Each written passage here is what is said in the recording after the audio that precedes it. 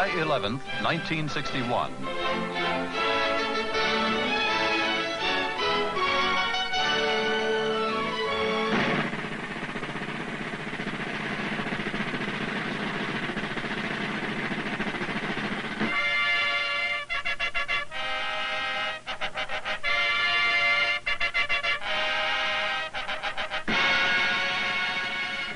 Trumpets herald the arrival in Washington of the Pakistani jetliner bearing President Muhammad Ayub Khan.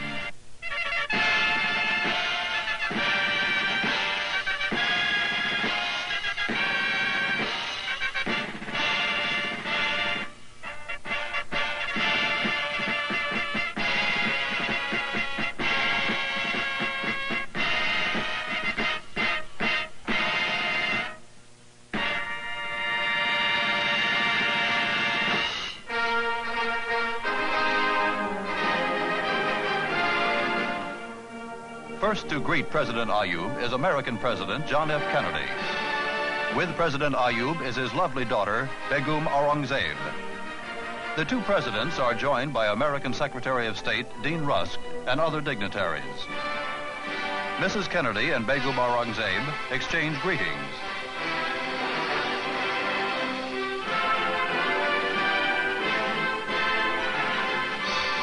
President Ayub makes his way along the reception line, while President Kennedy greets each member of the visiting Pakistani party.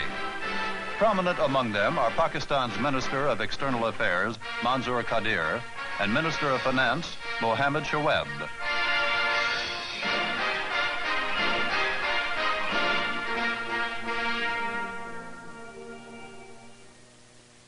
It is a great pleasure and great honor for me to welcome our distinguished visitor, President of Pakistan.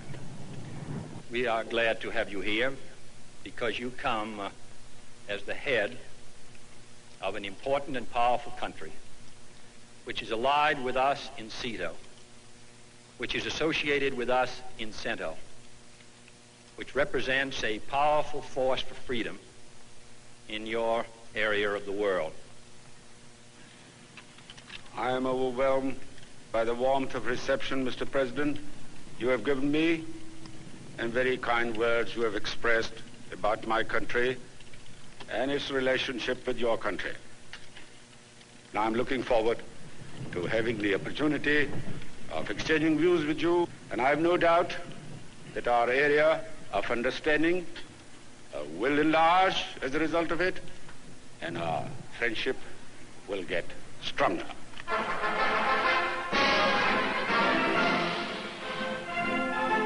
Full military honors are paid to President Ayub, World War II veteran of the Burma Front and the former commander of his country's armed forces.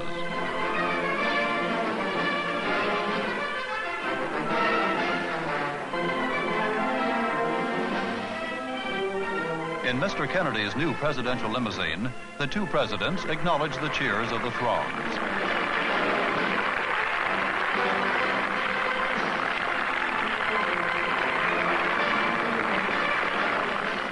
The end of the parade finds the presidential party at the Blair House, the president's official guest house, where the distinguished visitor will stay for the first 3 days of his 8-day visit in the United States. A few miles up the Potomac River from Washington is Mount Vernon, home of George Washington, the first president of the United States. President Ayub and his daughter are the guests of President and Mrs. Kennedy at a state dinner there. It is the first time a state dinner is held at this historic shrine.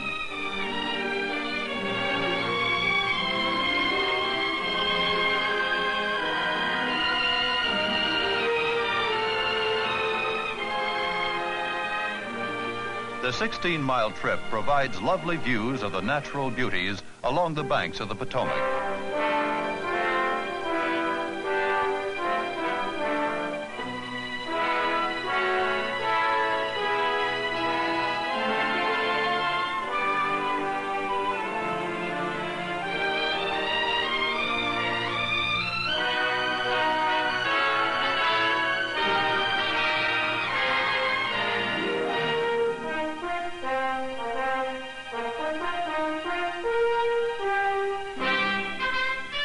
A winding road leads up to the house, which is at the top of a steep hill overlooking the river.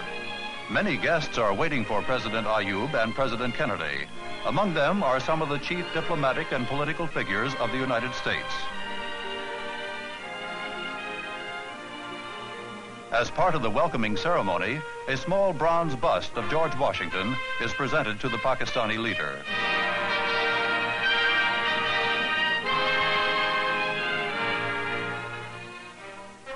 As a special entertainment, a military pageant of colonial times is enacted. A platoon of soldiers dressed in the period of the American Revolution performs a drill. A fife and drum corps furnishes music of nearly 2 centuries ago.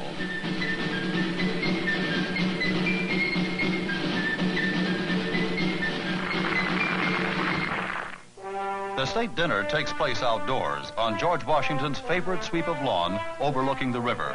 President Ayub described the canopy, specially constructed for the occasion, as an American shamiana. At the dinner, President Kennedy, speaking for all Americans, says that no one could be a more welcome guest than President Ayub. The following day, President Ayub goes to fulfill one of the primary purposes of his trip to the United States: to exchange views with President Kennedy and to become personally acquainted with him. Before an unusually large representation of the international press, President Ayub confers with President Kennedy and Vice President Johnson. They stress the need of the nations of the free world to attain unity in order to promote international peace and ensure national security.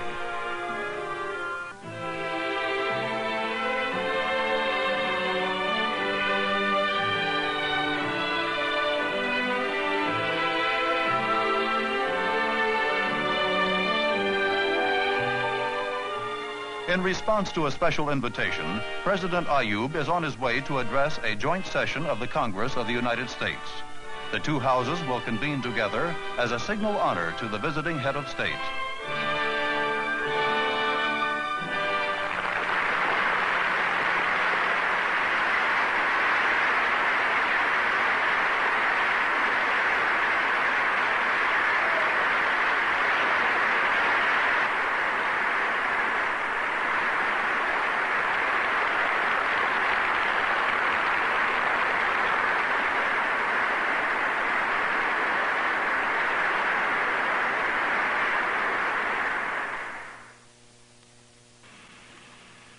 I regard it as a great privilege to have been given the opportunity to address this august body, the most powerful and the most distinguished representative institution in the world. I come from Pakistan. In his address, President Ayub reviews the grave problems which face his country. He tells the representatives of the American people that if Pakistan is to retain its dearly loved freedom, it must modernize its education, its agriculture, and its industry. He acknowledges the great value of American assistance to Pakistan and states that his country takes a keen interest in the way things go in the United States. Ending his address, he expresses his confidence that the friendship between Pakistan and the United States will continue to grow in strength.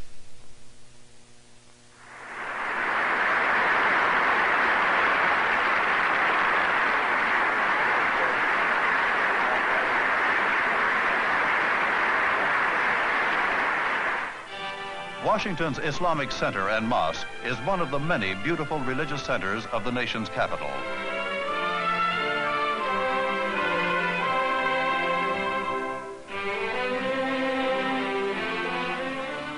President Ayub arrives to visit this place of worship for Washington's Muslims.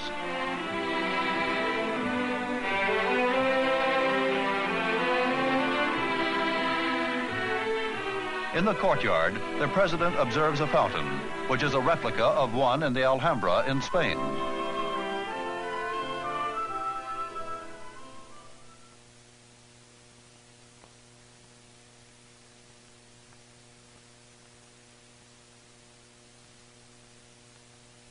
The visitor is guided through the mosque by its director, Dr. Mahmoud Hobala. Dr. Hobala explains the varied cultural and educational programs of the Islamic Center. President Ayub is pleased to visit this great center in America for research on Islam.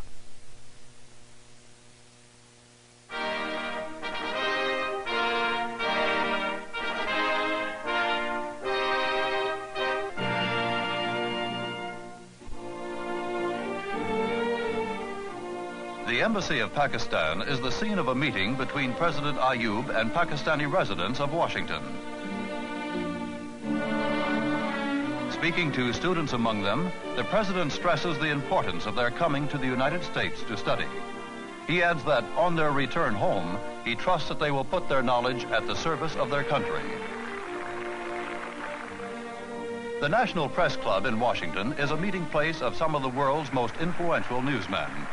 By special invitation, President Ayub comes to speak before them.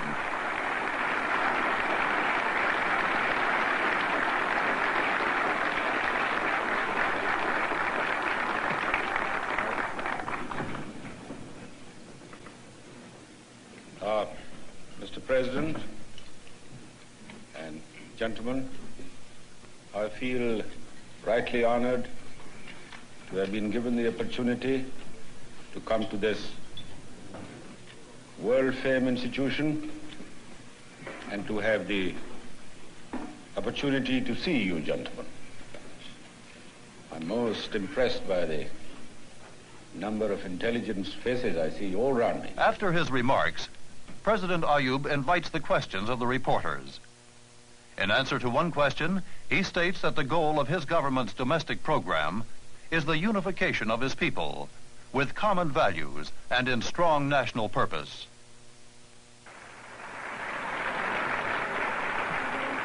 The newsmen respond warmly to the outspoken and candid answers of the Pakistani leader. That evening, President Ayub gives a gala reception and banquet in honor of President and Mrs. Kennedy. Begum Aurangzeb and Mrs. Kennedy arrived together, followed by President Ayub and President Kennedy. Former President Eisenhower and Mrs. Eisenhower are also guests. Prominent at all the official functions are Ambassadors Aziz Ahmed of Pakistan and William Roundtree of the United States.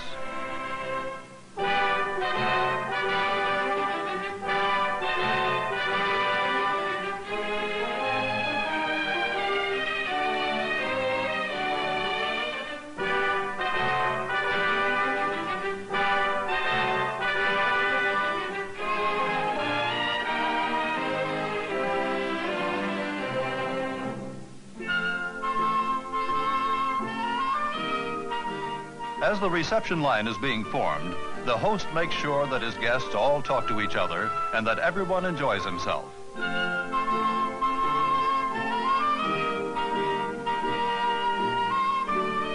Washington's most brilliant political and diplomatic figures are President Ayub's guests. This glittering gala is a fitting climax to his Washington visit.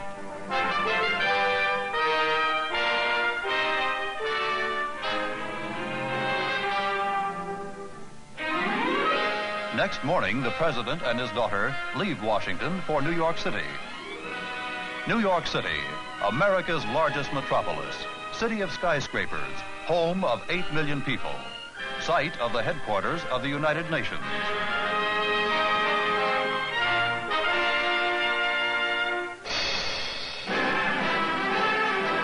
The welcome traditionally reserved by the city for its most distinguished visitors is a ticker-tape parade.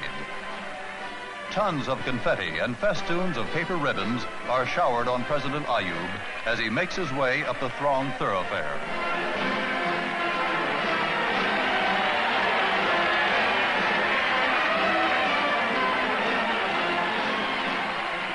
The turnout is large and enthusiastic as thousands of New Yorkers crowd to welcome a man who has proved himself the champion of a free people.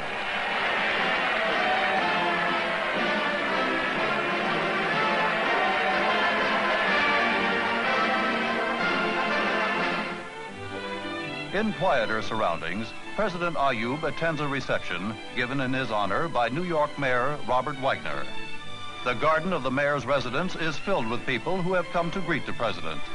A young, pretty New Yorker presents the visitor with a symbol of the city's friendship. Among the fortunate people to have the opportunity of meeting the president are diplomats, New York political leaders, and distinguished private citizens.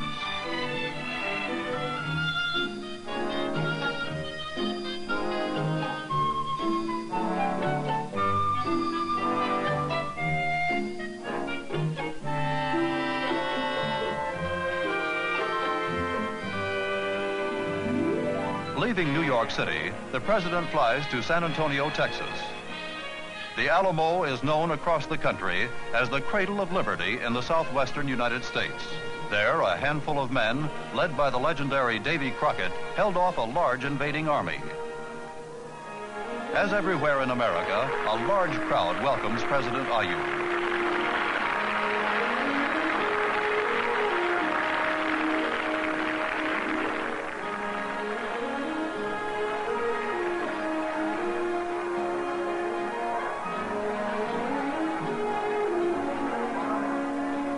Vice President Lyndon B. Johnson, a native of the region, accompanies President Ayub on his tour. From San Antonio, they go to Vice President Johnson's ranch, where everything has been prepared to welcome the president. He and Begum Aurangzeb are to be weekend guests there. An old-fashioned Texas barbecue has been laid out for the visitor. This is a help-yourself occasion, with everyone taking as much or as little as he wants. 50 Pakistani students are guests at the ranch. The informality makes it possible for them to talk to the president about their studies. The president is not familiar with the tin cup from which coffee is traditionally drunk at these affairs. A band of singers in Mexican dress provides entertainment for the guests. Mexican culture is very much a part of life in Texas and the American Southwest. The state capital at Austin is President Ayub's next stop. There, he will address a session of both houses of the Texas State Legislature, specially convened in his honor. Taking leave of Texas, the president flies back to New York.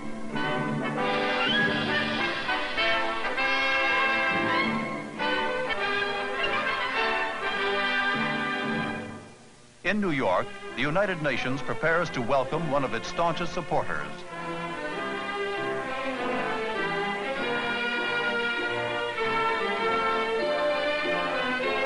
President Ayub is warmly greeted by United Nations Secretary General Dag Hammarskjöld, who is holding a dinner in honor of his distinguished guest. Pakistan's ambassador to the United Nations, Saeed Hassan, accompanies the president.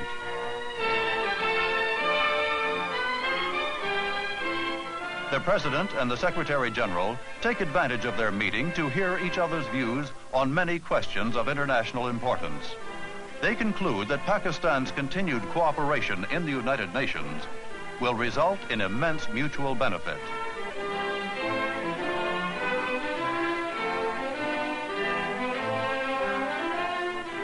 Next morning, everything is in readiness for President Ayub's departure. Great numbers of reporters have followed him to the airport, hoping to get one last statement to the press.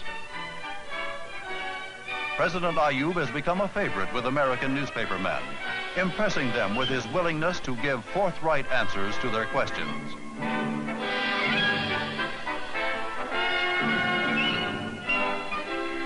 The distinguished visitor hears a word of farewell from the New York policeman who escorted him to the airport. He tells reporters that he is struck by the warmth and spontaneity with which the American people welcomed him wherever he went.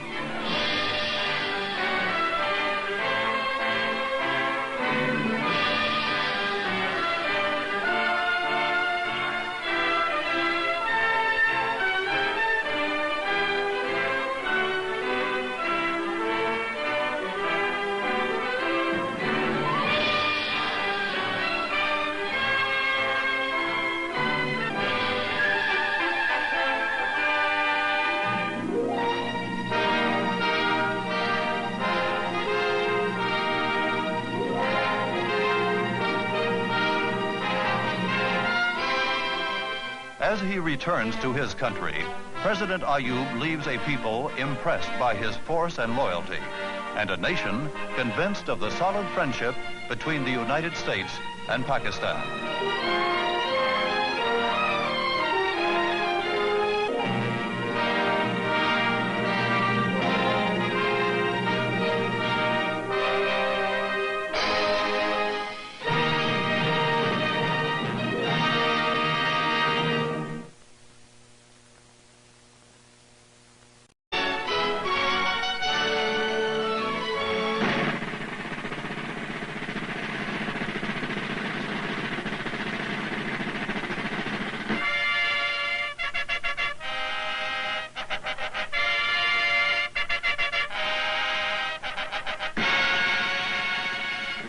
Trumpets herald the arrival in Washington of the Pakistani jetliner bearing President Muhammad Ayub Khan.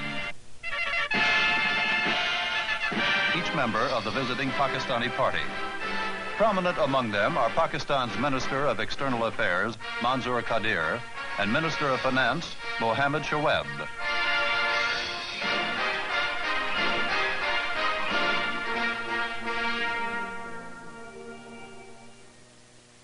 It is a great pleasure and great honor for me to welcome our distinguished visitor, the President of Pakistan.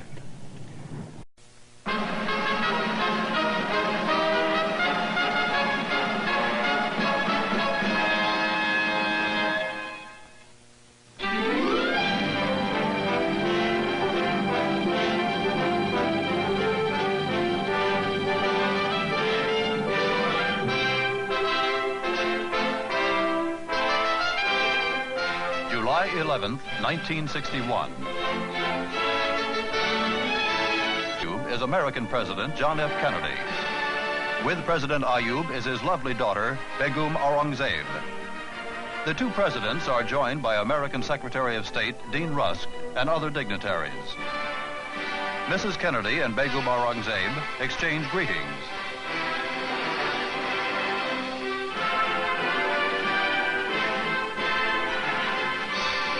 President Ayub makes his way along the reception line, while President Kennedy greets...